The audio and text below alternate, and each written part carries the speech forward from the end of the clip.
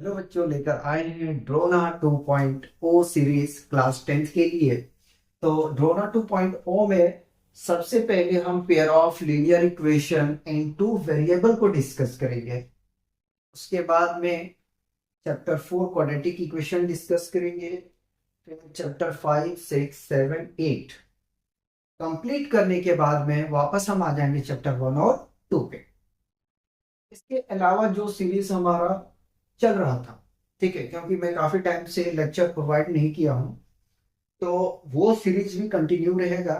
ठीक है। और क्लास 12th का जो सीरीज होगा वो पढ़ार हम सीरीज लेके आएंगे। वो भी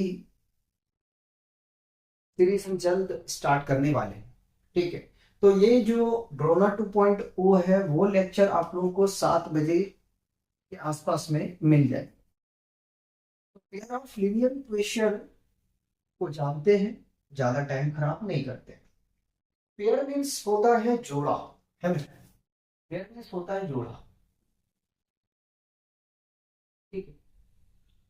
और linear equation in two variable आपने क्लास 9th में पढ़ा होगा, अगर नहीं तो कोई नहीं, हमने डेफिनेशन यहाँ पे लिख के रखा है। ठीक है। तो लिखा an equation of the form a x plus b y plus c is equal to 0 where a comma b and c are real number, ठीक है, is called linear equation. Linear equation in two variable उसे कहते हैं जो a x plus b y plus c equal to 0 के रूप में हो, उसको हम क्या कहते हैं? Linear equation in two variable. जहां पे ए 0 नहीं होना चाहिए और बी भी जो है 0 नहीं होना चाहिए। ठीक है। इसमें दो वेरिएबल का मतलब यह है कि इसमें दो फैमिली जो है वो आपके इन्वॉल्वमेंट होंगे, एक्स और वाई। ठीक है। टी और जेड भी हो सकता है। ठीक है। लेकिन इसमें दो ही वेरिएबल होंगे, तीन नहीं होंगे। ठीक है। और इसमें दो इक्वेशन आपके पास में दिए जाएंगे। कितने इक्वेशन? दो इक्वेशन आपके पास में दिए जाएंगे। ठीक है। फर्स्ट और सेकेंड। जैसे कि हमने यहाँ एग्जांपल के तौर पे लिखा है 3x minus 4y plus 2 equal to 0। ठीक है। ये क्या है? ये linear equation in two variable है। क्या है? Linear equation in two variable का ये एग्जांपल है। और 2x plus 5y is equal to 9, ये भी जो है वो linear equation in two variable का एग्जांपल। अब डिस्कस कर लेते हैं कि अपने को pair of linear equation in two variables में कितने मेथड पढ़ना है। ठीक है। तो मेथड कितने हैं? बेसिक जो है मेथड को डिस्कस करना है, इसमें चार है। ठीक है। फर्स्ट है आपका ग्राफिकल मेथड।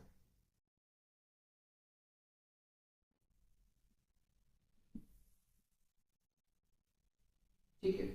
सेकेंड है आपका सब्सटीट्यूशन मेथड।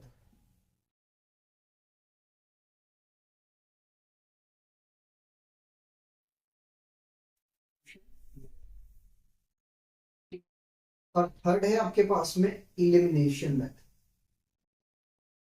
Elimination method. और फोर्थ पढ़ना नहीं है जो था क्रॉस मल्टीप्लिकेशन मेथड, जो कि सिलेबस में अपना नहीं है। ठीक है। क्रॉस मल्टीप्लिकेशन मेथड, ये अपना सिलेबस में नहीं। तो चार मेथड टोटल जो है वो क्लास 10th में पहले हुआ करते थे। ठीक है। Pair of linear equation in two variable में। और ये 21 और 22 सेशन में ये चारों मेथड था। ठीक है। उसके बाद में क्रॉस मल्टीप्लिकेशन मेथड को हटा दिया गया, जबकि यहां से क्वेश्चन। ठीक है। इससे और ये क्रॉस मल्टीप्लिकेशन मेथड का जो प्रॉब्लम होता तो बहुत अच्छा प्रॉब्लम होता, आने की आपको थोड़ा सोचने पे मजबूर करता। ठीक है। इस चैप्टर में जब से ये हटाया गया है, इस चैप्टर में उस उतने जो है जाम नहीं बच गया है। अगर आप सही से पढ़ेंगे तो इसमें फुल मार्क्स आप ऑब्टेन कर लेंगे। ठीक है। सब्स्टिट्यूशन मेथड और एलिमिनेशन मेथड और एक ग्राफिकल मेथड। ठीक है, इसको हम ग्राफ सॉल्व करते हैं। ठीक है, ग्राफ प्लॉटिंग करना पड़ता है।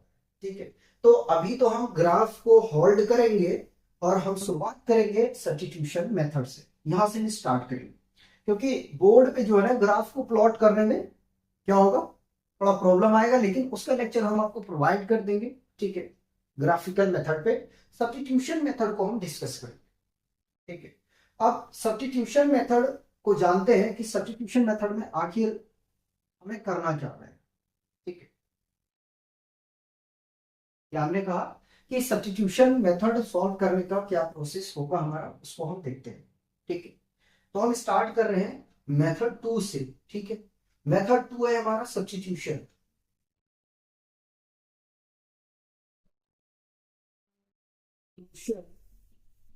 Method system. सब्स्टिट्यूशन मेथड में आपको करना कुछ नहीं है, करना यह है, इसका एल्गोरिथम हम लिख देते हैं पहले। देखिए, करना यह है कि सबसे पहले जो दो इक्वेशन आपके पास में दिया जाएगा, क्या हमने कहा कि दो इक्वेशन मान लेते हैं, यही इक्वेशन है और ये इक्वेशन। ठीक है, दो इक्वेशन दिया गया। ठीक है, ऐसा करते हैं, हम ले लेते हैं और आपको समझा देते हैं।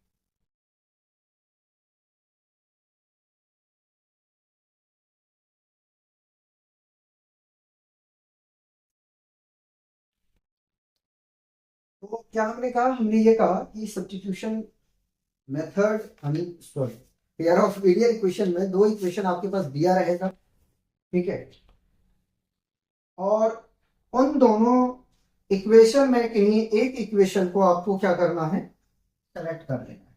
ठीक है, जैसे कि हम ले लिए 7x minus 15y is equal to 2 और x plus 2y is equal to 3। ये आपके पास में दो इक्वेशन दिया गया। ठीक है, इक्वेशन 1 और इक्वेशन 2।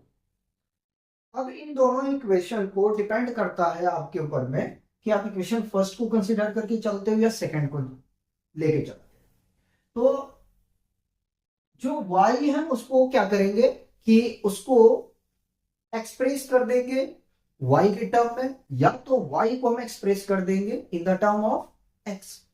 ठीक है, या तो x को y के टर्म में एक्सप्रेस कर दो या y को x के टर्म में एक्सप्रेस कर दो। ठीक है, ये डिपेंड करता है आपके ऊपर में।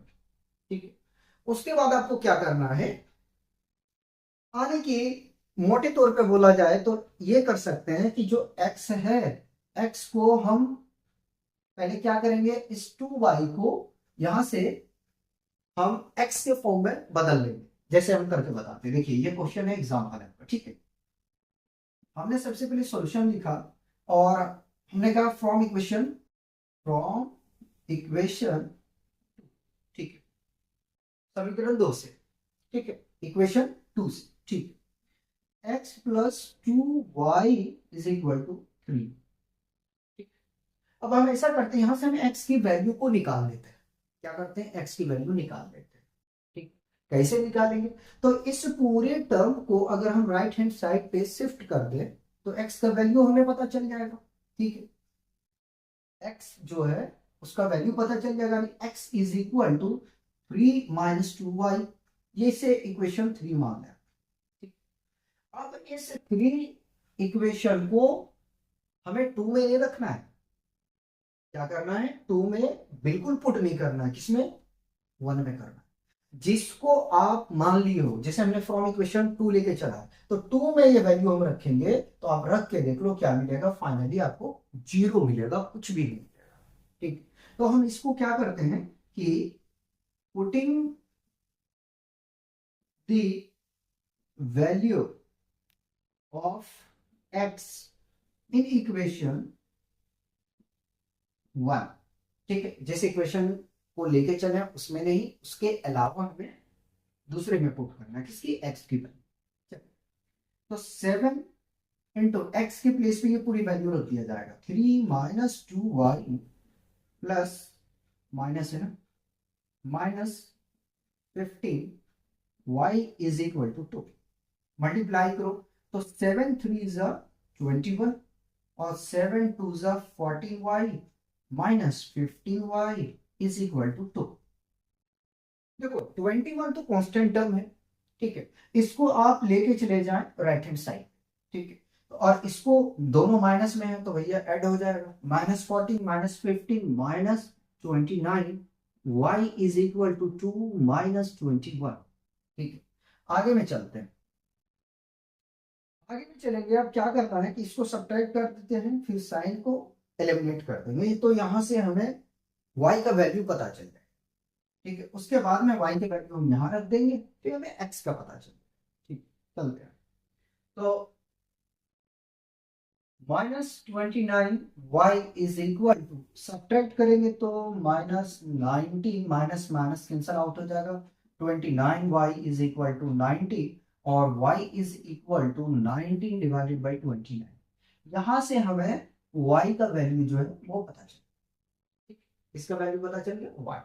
अगर हम इस y की वैल्यू को इक्वेशन 3 में रख दें, ठीक है, इक्वेशन 3 में रख दो या 1 में रख दो, जिसमें दिल करे उसमें रख दो, कोई प्रॉब्लम नहीं आएगा, या 2 में रख दो, 3 को हटा दो, 1 2 किसी में रख दो, आंसर आ जाएगा।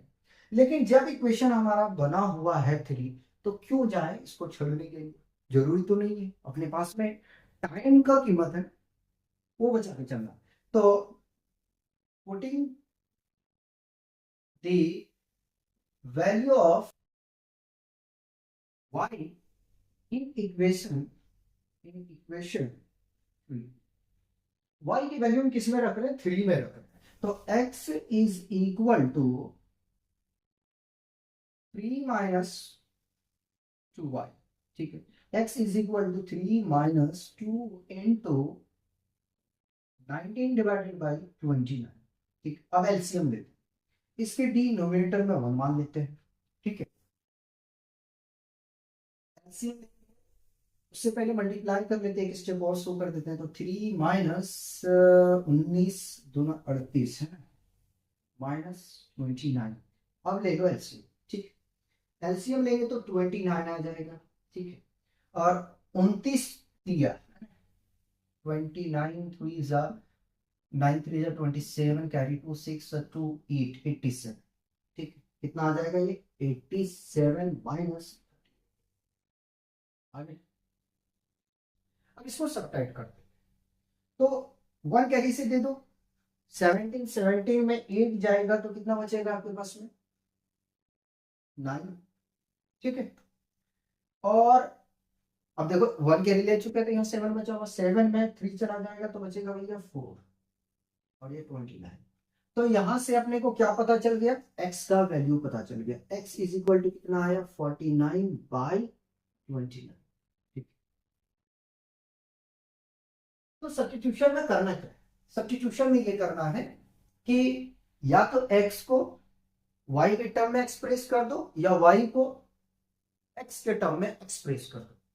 उसके बाद में क्या करना है, उसका जो वैल्यू मान लेते हैं कि हमने x को एक्सप्रेस किया है, ठीक है, यानी x की वैल्यू निकाल दी, अब ये वैल्यू को हमने क्या कर दिया, पुट कर दिया, ठीक, किसमें पुट किया, जिसको हम नहीं माने, ठीक है, जिस इक्वेशन को नहीं लेके चले उसमें रख, ठीक है, रखने के बाद में वो y के टर्म में चला गया, यानी कि y की वैल्यू हमें यहां से पता चल गया। जब y का वैल्यू आया तो फर्दर हमने उसको क्या कर दिया, y के वैल्यू इक्वेशन नंबर 3 में रख दिया, इक्वेशन 3 में रखा तो हमें वहां से x का वैल्यू पता चला, ठीक है।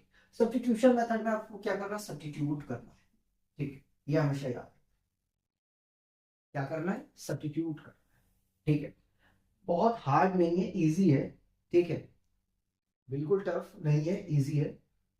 पहले यहां तक आप कॉपी करेंगे, उसके बाद में क्वेश्चन को सॉल्व करेंगे।